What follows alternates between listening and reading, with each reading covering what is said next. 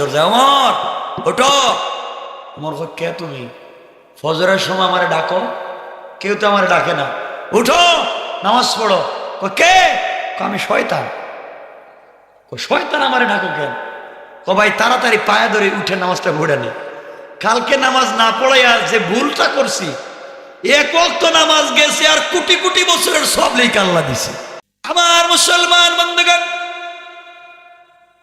বেশি দিন আগের কথা না, এই দুনিয়ার জমিনে একজন বড় বুজুর্গ ছিলেন, যার নাম ছিল খাজা কুতবুদ্দিন বখতিয়ার কাকি রহমতুল্লাহ আলাই।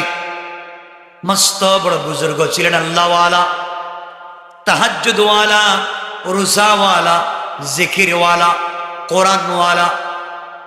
এত বড় আল্লাহর বুজুর্গ ছিলেন, যার জীবনে নামাজ ছেড়ে দেন নাই, তাহাজ্জুদ ছেড়ে দেন নাই, জিন্দেগিতে জেনে শুনে কোনদিন মিথ্যা কথা বলেন নাই। এই বুজুর্গ আল্লাহওয়ালা কুতবুদ্দিন বখতিয়ার কাকি রহমতুল্লাহ আলাই অসুস্থ হয়ে পড়লেন। কুতবুদ্দিন বখতিয়ার কাকি অসুস্থ হয়ে গেলেন। তিনি বুঝতে পারলেন যে অসুস্থ হয়েছে, আর সুস্থ হওয়ার কোনো পথ নাই। মনে হয় সুস্থ হব না, মনে হয় আর বাঁচব না, ইন্তেকাল করব। একদিন তিনি তার আত্মীয় স্বজন, বাচ্চা সন্তান সবাইকে দাওয়াত করে জমা করলেন। সবাইকে একত্রিত করে কুতবুদ্দিন বখতিয়ার কাকি বললেন, শোনো, আমার মনে হয় আমি যে অসুস্থ হয়েছি, আর বিছানা থেকে উঠতে পারবো না, আমি আর দাঁড়াতে পারবো না, কোন দিন জানি ইন্তেকাল করি। মৃত্যুর আগে তোমাদেরকে একটা ওসিয়ত করে যেতে চাই। মস্ত বড় বুজুর্গ আলেম একটা কথা বলবেন, সবাই শুনতে চায়। কুতবুদ্দিন বখতিয়ার কাকি বললেন, শোনো, আমি যদি ইন্তেকাল করি, আমি মরে গেলে আমার জানাজা এই ভারতের কোন বড় পীরকে দিয়ে তোমরা দিও না, কোন শাইখুল হাদিসের মাধ্যমে আমার জানাজার ইমামতি করবে না, কোন বড় আলেমের মাধ্যমে আমার জানাজার ইমামতি করাবে না, বড় খতিবের মাধ্যমে আমার জানাজার ইমামতি করবে না। এক কথায় দেশের ভিতরে যারা বড় বড় বুজুর্গ আলেম, কাউকে দিয়ে তোমরা আমার জানাজার ইমামতি করাবে না। আমি তোমাদেরকে ওসিয়ত করে গেলাম, যার মধ্যে চারটা গুণ পাইবে, চারটা গুণ যার মধ্যে পাওয়া যাবে, সে আমার জানাজার ইমামতি করবে। ওই গনগলা যদি কোনো সুইপারের কাছে পাওয়া যায়, মেথরের কাছে পাওয়া যায়, রিক্সাওয়ালার কাছে পাওয়া যায়, ভ্যানওয়ালার কাছে পাওয়া যায়, গরিব মানুষ, খেটে খাওয়া মানুষ, কৃষি কাজ করে মজদুর মানুষ, এমন লোকের কাছে যদি চার গুণ পাওয়া যায়, ওই সুইপারকে দিয়ে হলেও তোমরা আমার জানাজার ইমামতি করাবে। এরপরেও শুধুমাত্র নামদারি বুজুর্গ আলেমকে দিয়া জানাজার ইমামতি করাবে না। সবাই আশ্চর্য হয়ে গেলেন। কুতবুদ্দিন বখতিয়ার কাকি বলতে লাগলেন, আমি ইন্তেকাল করলে যে কাউকে দিয়ে তোমরা ইমামতি করবে না। সবাই বলল, হুজুর বলেন আপনার এই শর্তগুলা কি? তিনি বললেন, এক নম্বর শর্ত হলো, যার জীবনে জন্মের পরে যেদিন বালিগ হয়েছে, প্রাপ্ত বয়স্ক হওয়া থেকে নিয়ে আমার জানাজার দিন পর্যন্ত যার জীবনে কোনোদিন 5 ওয়াক্ত নামাজে তাকবীরে উলা ছুটে যায় নাই, কান সুবহানাল্লাহ।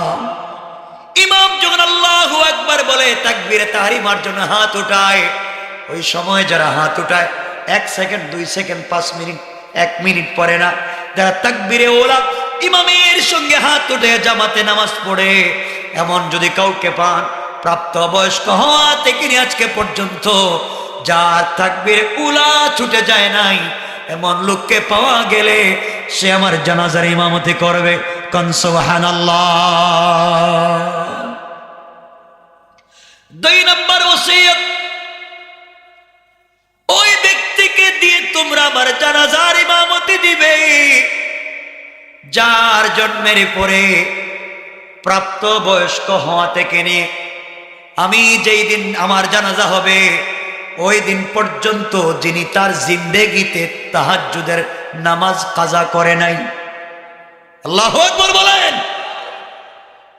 যার জিন্দেগিতে কোনোদিন তাহাজ্জুদের সালাত কাজা হয় নাই,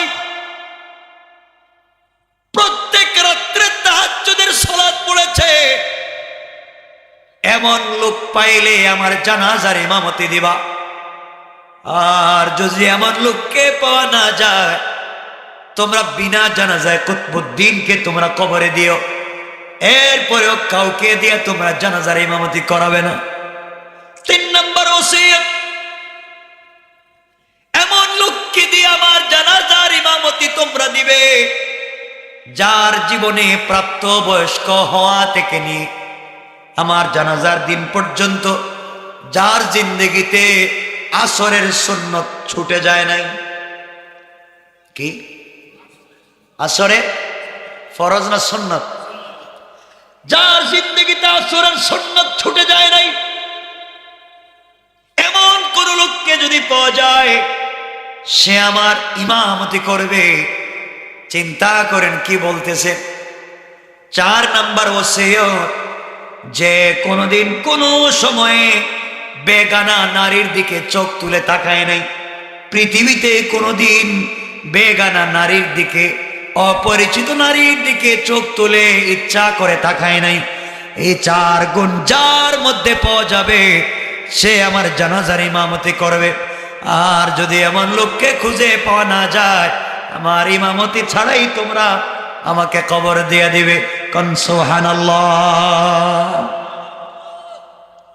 সকল মুরিদারা, সকল আলেমেরা, সন্তানেরা, পরিষদ কুতবুদ্দিন বখতিয়ার কাকি গোটা বিশ্বের কাছে পরিচিত সমাদৃত বড় বুজুর্গ আলেম এই 4টা শর্ত দিলেন কার কাছে পাওয়া যাবে? যার জীবনে কোনোদিন তাকবীরে উলা ছুটে যায় নাই, যার জীবনে তাহাজ্জুদ ছুটে যায় নাই, যার জীবনে আসরের সুন্নত ছুটে যায় নাই, যার জীবনে নারীর দিকে তাকান নাই। এই 4 গুণ পাওয়া কি স্বাভাবিক? কথা বলেন না, পাওয়া যাবে নি? কথা কোন পাওয়া যাবে? কঠিন মানে কঠিন। আমরা তো সব পিছাব, নারী পুরুষের নিয়েও পিছাব। কথা বলেন না কেন? যারা নারী পুরুষ দিয়া মেলা মিলাইয়া নারীদেরকে বিভিন্ন জড়ফুক করে আর মুরিদরা কই তোমার বউরে তো দেখলাম না, এমন মুরিদ আসেনি, এমন পিসাব আসেনি। এটা পীর না শয়তান? সবাই বলেন পীর না শয়তান? এগুলা শয়তান। শয়তান আল্লাহর কাল এই কাজ তো আমিও করিনি। আমার বন্ধুগণ, শর্ত দিচ্ছেন কয়টা? সবাই বলেন কয়টা? এখানে কেউ আসেননি এমন 60টা শর্ত আছে আপনার ভিতরে? আরে বাংলাদেশে খুঁজে পাইবেন না, এখানে খুঁজে পাবেন, বাংলাদেশেই পাইবেন না। ঠিক না? সহজ না। আমার বন্ধুগণ গভীর মনোযোগ।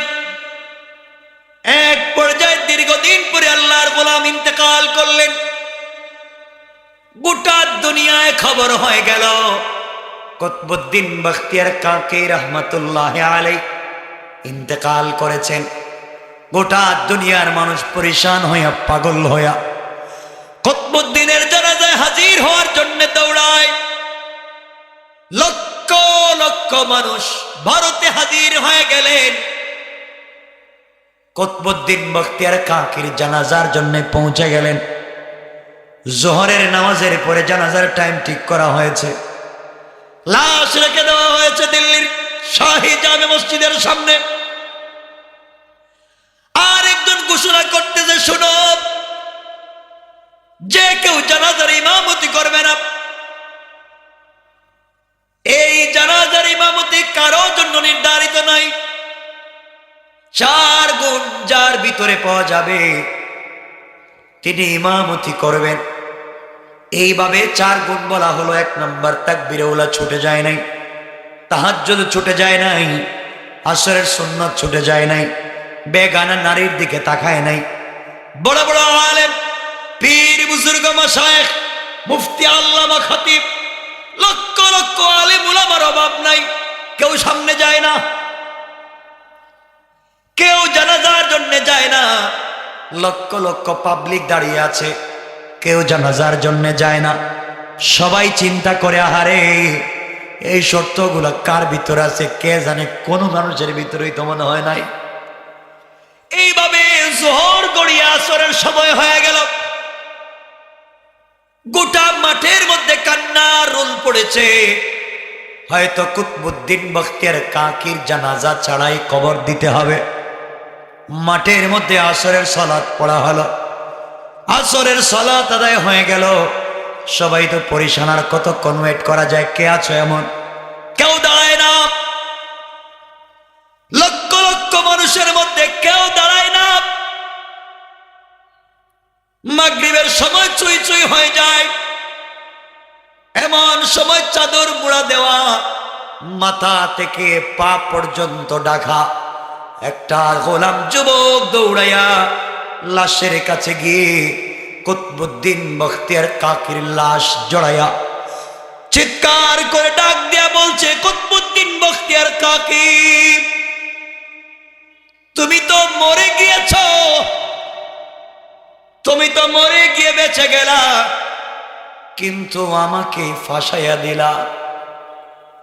এই লোকটা দাঁড়াইয়া মুখের মধ্যে গোমটা দিয়া বলতেছে, পাবলিক শোনো, এই 4টা গুণ আমার ভিতরে আছে। আল্লাহু আকবার। এই 4 গুণ আমার ভিতরে আছে। আমি হলফ করে বলতে পারি, আমি বুকে হাত দিয়া বলতে পারি, আমার বয়স হওয়ার পরে, প্রাপ্ত বয়স্ক হওয়া থেকে নিয়ে বালিগ হওয়া থেকে নিয়ে আজকে পর্যন্ত আমার জীবনে তাকবীরে ওলা ছুটে যায় না। আমি কোনোদিন তাহাজ্জুদ আমার থেকে ছুটে যায় নাই, আসরের সুন্নত ছুটে যায় নাই, আজ পর্যন্ত বেগানা নারীর দিকে তাকাই নাই। পাবলিক চিন্তা করে, তো বড় বুজুর্গ কে রে? ও নিশ্চিত মানুষ না, আল্লাহর কোন ফেরেশতা হবে।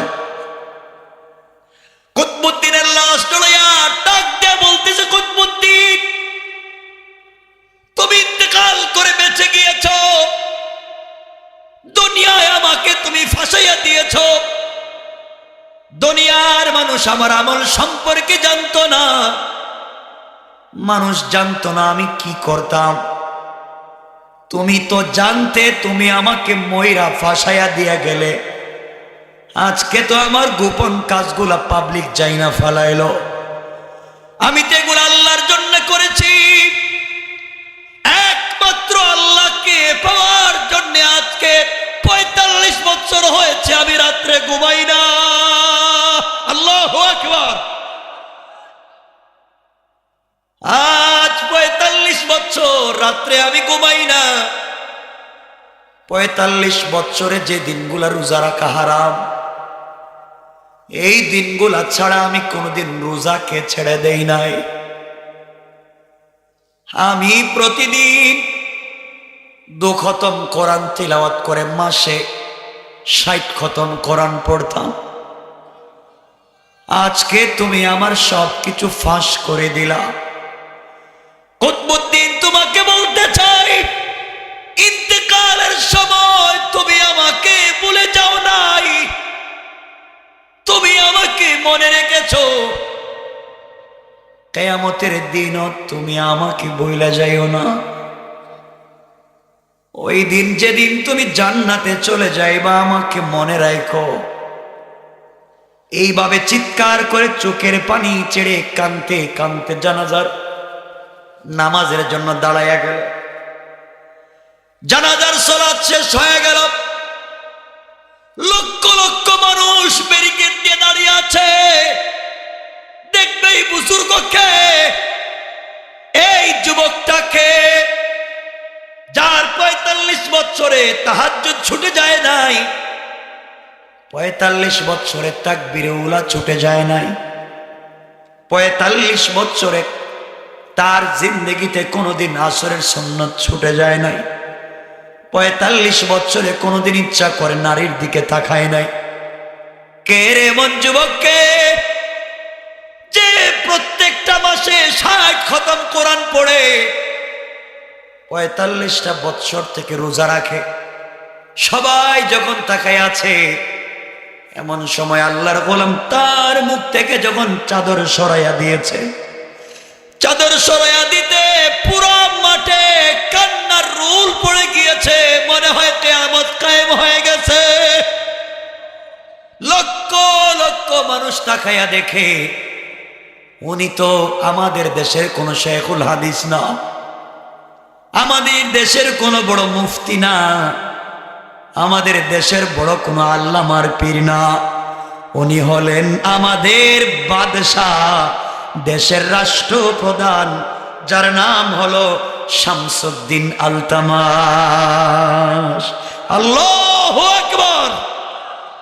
একজন রাষ্ট্রপ্রধান হওয়ার পরে, একজন প্রেসিডেন্ট হওয়ার পরে তিনি বলতেছেন বুকে হাত দিয়া, রাষ্ট্রের সবগুলা দায়িত্ব আদায় করার পরেও আমার তাহাজ্জুদ ৪৫ বছরে ছুটে যায় নাই, আমার ৪৫ বছর থেকে তাকবীরে উলা ছুটে যায় নাই, ৪৫ বছর থেকে আসরের সুন্নাত ছুটে যায় নাই, ৪৫ বছরে কোন নারীর দিকে তাকায় নাই।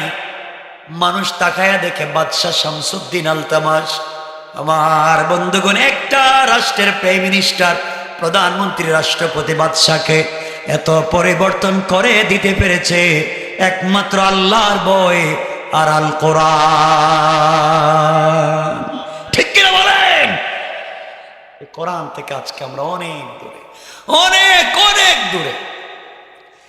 এই জন্য আল্লাহ এই সমস্ত বান্দাদের দিকে লক্ষ্য করে শয়তানকে বলছেন, শয়তান, ও শয়তান, তুই সবাইকে ধোঁকা দিতে পারবে, কাদেরকে ধোঁকা দিতে পারবে না? আল্লাহ বলছেন, ইল্লা ইবাদাকা মিনহুমুল মুখলাসিন। আল্লাহ রব্বুল ইজ্জত ওয়াল জালাল বলে দিলেন, যারা আমি আল্লাহর মুখলিস বান্দা, তুই সারা জীবন তাদেরকে ধোঁকা দিবে। ধোঁকা তো দেওয়া দূরের কথা, তুই নিজেই ধোঁকা খেয়ে যাবে। কোন সুবহানাল্লাহ, আল্লাহু আকবার। কষ্ট হচ্ছে আপনাদের? আপনারা আমরা ভালো মানুষ হয়ে যাই, শয়তানি আমাদের ফজরের টাইমে ঘুম থেকে উঠাই দেবে। ঠিক কিনা বলে? ছোট্ট এক কথা 1 মিনিটে বলে, একদিন ওমর রাদিয়াল্লাহু তাআলা একদিন ফজরের নামাজে যাইতে পারেননি, ফজরের সালাতে যাইতে পারেননি, ঘুমায় গেছেন। ঘুম থেকে উঠতে দেরি হয়েছে। সকালবেলা রসুলের দরবারে গিয়ে কান্না শুরু করছে, ইয়া রাসূলুল্লাহ, আমি শেষ, ওমর তো হালাক, ধ্বংস হয়েছে, আজকে নামাজে আসতে পারেনি। এই যে কান্না, সব সম্পত্তি আল্লাহর রাস্তায় দান, সারা জিন্দেগি আল্লাহর রাস্তায় ওয়াকফ, সব কিছু করবেন। কানতে কানতে কানতে কানতে পরিশান। রাসূল বলেন, ওমর কান্দিস না। এইভাবে সারাদিন কানতে কানতে কানতে কানতে রাত্র হয়ে গেছে, আমার একদিনের ফজরের নামাজ কাজা হয়ে গেছে। রাসূল বললেন, আল্লাহ তোমাকে ধরবে না, আল্লাহ তোমাকে মাফ করে দিবে। আর তুমি আজকে যা দান খয়রাত করছো, আল্লাহ রসুলে তোমাকে মাফ করে দিবে। পরের দিন হযরত ওমর তো ঘুমে, ফজরের 1 ঘন্টা আগে ওমর দেখেন কে এসে ডাকতেছে দরজায়, ওমর ওঠো। ওমর কয়, কে তুমি? ফজরের সময় আমারে ডাকো? কেউ তো আমারে ডাকে না, উঠো নামাজ পড়ো। কে? আমি শয়তান। শয়তান আমারে ডাকো কেন?